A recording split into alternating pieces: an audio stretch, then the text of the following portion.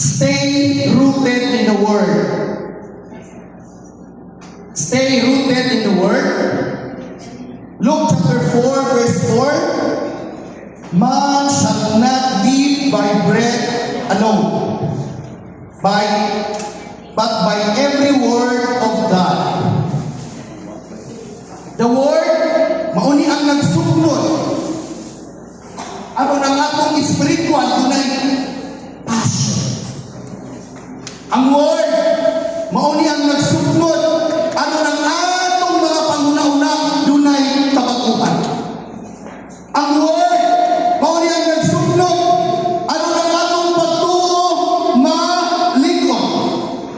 Naghanap og revival nga meeting. Kay naay mga alagad sa Ginoo nga gipamilihugan. Mamando, ma-feel na mo ang presence ni Lord. Kay maupo na akong gasa, walay maong dinha. Pero kinilang yun ang akong experience sa inyo mga katanon. Nindot kay iwali kung na-experience ni mo sa kabutang ka sa Ginoo. Daghang gusto deliverance. Daghang magsuka. Daghang magpigit-ligit.